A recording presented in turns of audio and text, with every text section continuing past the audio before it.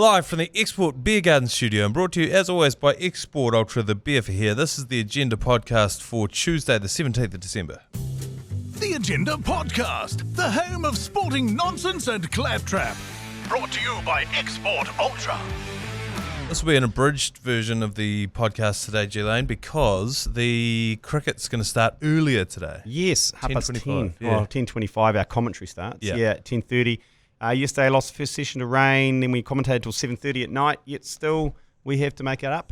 Yeah, that's right. We'll get to the cricket shortly, Yep. But if you're wondering why this one's a little bit shorter, that is why. We're under some time pressure. I filled in on Hauraki breakfast this morning. What were you firing up the Hirakians? Yep, time to regurgitate the biggest talking topics of the day. It was all around gift giving. Oh, yeah. So I talked about my partner and I have agreed that we are not going to buy each other gifts. Until one does. There is a track record there where a couple of years ago we agreed we weren't going to buy each other anything. I wake up on Christmas morning, she rolls over and she's got me a present. Mm. And it was a betrayal of trust. But you look like the arsehole. Took us a while to get through that one. Yeah, because I did look like an arsehole because everything shut on Christmas Day, so I couldn't even return the favour. Didn't just, you could have given her some sort of favour. Mash said the exact same thing. It's like, that's not a gift for her. That is a punishment. She'd be like, no thanks. I appreciate the sentiment, but it okay, seems like that was more for you than me. Yeah. Double present. It's a present. This is entirely for me. So we put it out there to the Hauraki faithful. And they came back and said, buy her a gift and then sit on it. And if she gives you something, then you've got something in your pocket. Yeah. If she doesn't, then either hold out for her birthday or find some other opportunity to give it to her. Or if she doesn't give you anything, give it to her and then slag her off for not getting you something. Yeah, that's their trick though. That's what they do. Because Yeah. that's the classic when you go overseas and you go. I mean, I've told the story plenty of times when I went to London for the Rugby World Cup. Came back from London and I texted my lovely wife. I said, "Do you want anything from?" She said, "No, just get back here and help me, please." Yeah. And I was like, "Okay, sweet." And got back, and within an hour of getting back at home and unpacking my bag, I get a text from one of her friends saying, "I can't believe you didn't get Anna anything." So within an hour, she's already So they were already talking about it. Yeah. And so you only do that once, and that's Yeah. Well, I've taken I said this before when we went over to Munich and Amsterdam. München. I started buying Christmas baubles. And then now they're all over the tree. I'm invested in Christmas because that's one of the many critiques on me is that I am not invested in Christmas at all. And so, that actually worked quite well. I got some really good earrings from München, so I won. I went to great lengths to get a necklace with her name written in Arabic on it, custom made, and while I was over in Dubai, ordered it, went to Oman for the weekend, came back, picked it up, brought it back. She's not once wore it. I haven't seen it again. I think it's still in the box. So I don't even know where it is. Yeah, one of my presents from my Emirati mate, Salam Al-Suleimani, he got me cufflinks with my name in Arabic. Yeah. They snapped the first time I wore them. Oh, maybe this necklace is snapped. I haven't told them that. They snapped. They snapped pretty quick. They were pretty flimsy. Yeah. But they could have said anything. They could have said "fuck you," like "fuck you," or "might suck" something. I wouldn't have known. Yeah, that's a good point. Yeah. And actually, who knows what this necklace that I've got her says? And no one will ever know because no one's ever going to see it. But very good. Yeah. So then there was other things like what are some gifts that have backfired? For example. And this is one of the wildest examples that you'll hear. Ruda, the executive producer of the Hauraki Breakfast. It's not going to surprise me. He is on his second marriage. Is he? He is. And so after he'd separated from his first wife and he was getting together with his now second wife, for her birthday one year, he presented her with the finalised divorce papers from his first marriage as a gift. And she was like, a gift to her? What the fuck is this? I was expecting you to do that anyway. This is not a gift. In his mind, it was a grand gesture of commitment to her, showing that he's done blah, blah, blah to finished whatever. It's hardly, you see those heartfelt videos on social media of a stepfather or giving their adoption papers to to kids that weren't their kids, but he wants to adopt them because he loves them so much. Yeah. That's a nice gift. Yeah. That one there is a bit like, you're so lucky to have me. I've divorced my first bitch. Now you're out. Like, you know what I mean? That stinks of that. It didn't go down well. There was a lot of stories of people buying their partners mops, like household items. Hey, I've done that, and I got judged for it. So, and I said she really wanted a sewing machine. A new sewing machine. So I got her a new sewing machine for Christmas. And then word spread that I got her a sewing machine. And everyone's like, what the fuck, man? Like, just because she's a woman doesn't mean that she wants that. And I was like, she fucking asked for it. Yeah. She was asking for it. But she was asking for it defense. So there's a couple of points on this. First is, you bought that for her because that is a hobby that she wants to pursue, not because you want your clothes fixed. No, it's not like I've got her in the corner chained to the seat while I whip her while I'm watching rugby saying, man, fix that shit, bitch. Yeah, we're not buying another fucking jersey. But the second part of it is, this is the problem with buying gifts for your partner is, you need to give them something that they can tell their friends and their family about. Good point. Yeah, because you need like a social present. What did he get you? Diamond earrings. Yeah, that's right. Oh my God, he's so lovely. That's right. Because it's just not going to cut it if it's like, oh, well. Divorce papers. What? And the other part of that one is, no woman wants to know about your ex. They don't want to hear about it. The little, as least to do with the ex as possible. Yeah. But you're right. It's a big thing that you have to factor in. What you're getting your partner is often not for them. It's for them to tell people what you got them. Just even some flowers. Yeah. Flowers, big bunch of flowers and a sewing machine. Yeah. You know, like I think something like that. What'd you get? Oh, I got this lovely bunch of flowers and I asked for a sewing machine as well. I was like, oh, that's nice. Yeah. And a cake.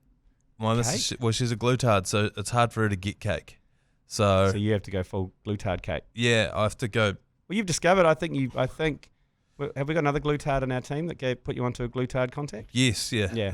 So there's a network of gluten-free tards around the country who powerful network who will whip you up a cake. You need to give them lead time. Yeah, they're like the Illuminati though. They are. Yeah, don't fuck with them. The gluten-free tards. They run the media.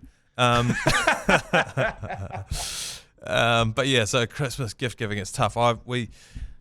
Last year we agreed we weren't going to get each other anything, but because there's a bit of betrayal in our history, where she bought me a PlayStation game one year for Christmas and I had nothing for her, we instead agreed on buying like an experience or like a trip away, so that's what we've got for each other. Then we never did it. But that works too. Well, that's look, this is dangerous territory for me because that's our arrangement this year. Because we're going to see my brother in Japan. Yes. So we're taking all the kids and we're going for a couple of weeks. Yeah. And so I said, we're not getting anything. And he goes, no, we're doing this trip. It was like, you should look at each other. Let's go out for dinner in Japan, and that's the thing. Yes, let's leave the kids in the hotel, lock them in the room. Yeah. They can watch anime. Yeah. Yeah, and then we'll go out and watch anime. See, that's brilliant. It because that gets you off the hook. You have something that you've agreed on. Yeah. It's something she can tell her friends and family. He's taking me out for dinner in Japan, which is a flex. Yeah, totally. And but she did say, I've got you something. And I was like, oh. But I know what it is. It's just basically snow boots because it's going to be snowing over there. So it's just a thing to put under the tree. Yeah. So that's fine. That is another part of it, is a thing under the tree, isn't it? And also the kids quite like them when we give each other presents as well. So I think there's a few dummy presents going in. Oh yeah, what did you get, Dad? Yeah, I'll go some roses, whatever. Okay. I think there's a little bit of theatre that needs to happen as well, but it's not a surprise. Here's some new diamond earrings or whatever. Yeah, that they actually didn't want, but you just felt guilty, so you had to do it, and blah blah blah. Yeah, because you've been working every weekend for the last 6 weekends. Yeah. You have not been home. I got reminded of that this morning. It's like, thanks for picking the kids up again this afternoon. Long time. Like I have for the last 2 weeks. I said, that's it. Yeah. Yeah. So I need this test match to end today. Which it will. Yeah. Let's get to that. Let's take a quick break and come back and talk about how that's going to happen. So yesterday was quite an eventful day, actually. It began with a rain delay. Yes. Which only lasted till about 1:30. What would have been lunch anyway. Yeah. And then they had 2 extended sessions, which were bizarre. They were bizarre sessions. It was some of the more bizarre cricket I've ever seen in my life. Yeah, because we had a significant lead going overnight, which is 350, and then we built on that. Kane Williamson got 100. There was some solid batting. Ravindra weathered a few storms, weathered a lot of sledging. They're pretty gobby, the English. Yeah. And we were going pretty well, and then we built the lead up, and you have a feeling that the Bazball ethos is, we're playing Bazball, you should play Bazball as well. You should give us a sporting declaration. And I get the feeling that once we passed that sporting declaration, which I think was about 400. Yeah. Once you pass that, or 450, you could see the English turn to go, you know what? Yes. Fuck you. And they didn't take the new ball. They bowled Harry Brook, Joe Root, and old Bethel's bleach, Jacob Bethel. They just bowled them. And the new ball was due, and they gave the new ball to Harry Brook. Halfway through his over. Yeah, not to Potts, Cass, or Atkinson. Cass and Atkinson, who've been terrorising us. Yeah. So I think it was a fuck you.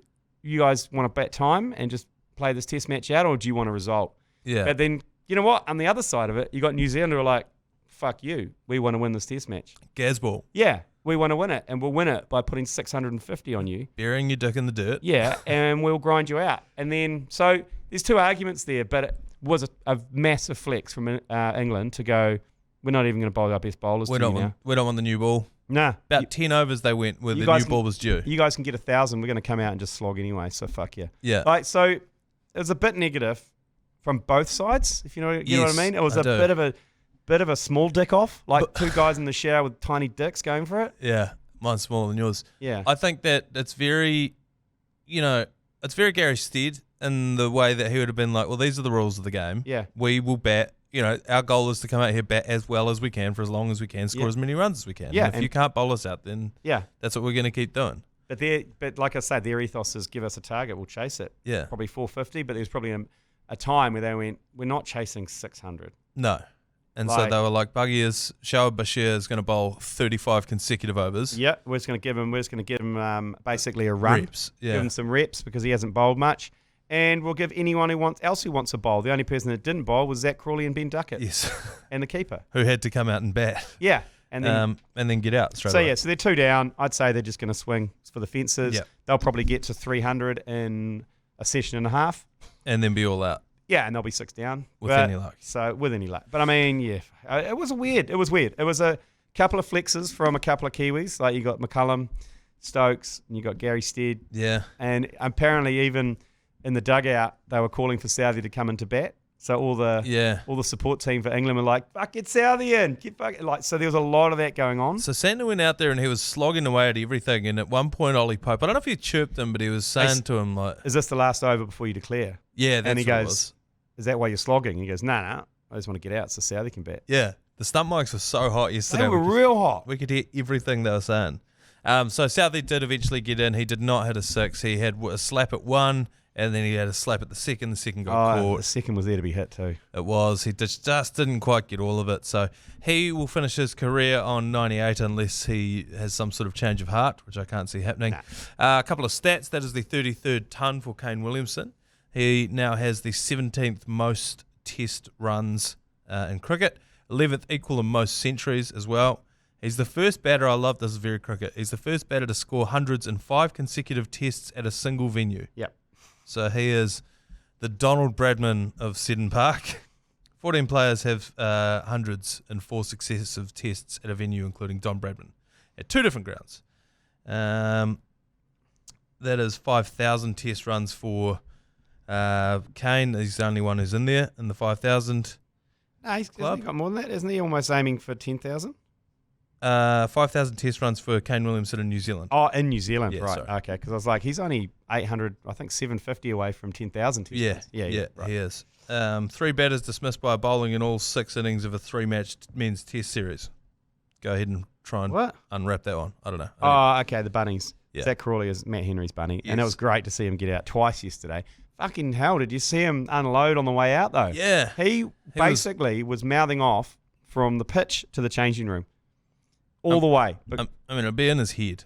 yeah, I mean, he got away with one. He reviewed it, and it was over the stumps. Didn't get away with the second one. It was clipping leg. No. Rules are rules, mate. Yeah. Rules are rules. There was a couple of decisions where clipping our stumps as well. So This is Matt Henry's time, I think. He's he's one of those. I'd liken him to like a first five when Dan Carter was playing. There just wasn't room for another seamer in our team. It was Southey and Bolt, then it was Wags, then it was like Jamison for a little bit. But now it's the Red Seas have parted, and here comes Matt Henry, and he is bowling immaculately. Yeah, he bowls very similar to what Jason Gillespie. It's kind of a quite spring-like at the crease. Yep. It's a short run-up. He's just quick enough, and he is never untidy. Yeah, and who looked good yesterday too? Will O'Rourke. That last over he bowled, he's going to be difficult to deal with today. Yeah. And he needs to get some early inroads. If he got Brooke out for another duck, that would be sensational. He's getting a lot of bounce from one end. Dylan Cleaver's been talking about how one end's bouncier than the other. Yeah, how does he knowing that? I don't know. But it's quite. But he was right. Yeah, but it is. And when you've got, they had a bit of luck with Bashir down that end. He was getting a bit of turn, and then O'Rourke came out and just destroyed them. He's enormous, and you forget how quick he is, I think. Yeah, he's the quickest by quite some margin. He's in the mid 140s. Mid 140s, yeah. Yeah, and you look at the likes of Henry, he's kind of 30. Mid 130s, yeah. And you got Southey in the kind of mid 20s. And he's much quicker than any of the English bowlers. Yeah. They're all in the kind of 30s as well. Yeah, that's right. So he's been excellent. And my new most hated cricketer, Potts. Yeah. Well, Matthew Potts is hard to like. Bottomley Potts all covered in spots. We got some correspondence from the ground that apparently he was chirping people over the fence for about 20 straight minutes. He was classic. Chirping, I don't know, Cass was getting into Ravindra, but Potts was just going just about anyone. In the crowd. I guarantee I know what his Stewarts would be. He'd be like, he's won the series. What's the series score? Yeah. That'll be it. Yeah. That'll be about as clever as it gets from him, I reckon. He looks like an arsehole. All right, let's take one more quick break and we'll come back with a little bit of yours, please. As proud partners of Last Man Stands and all the cricket battlers across New Zealand, we want to provide the ultimate pre-game prize pack to teams around the country this cricket season. Register your Last Man Stands team for your team's chance to win some refreshing beverages, tasty snacky chingy chips, and Export Ultra merch for your team to kick off the game right. This season, we are taking it nationwide. Teams in Auckland, Wellington and Christchurch all have the opportunity to enter to win with one pre-game prize pack available in each region, each month. So text LMS, the individual letters, to 3236 to register your Last Man Stands team. Now it's time for Yours, Please. Yours, Please.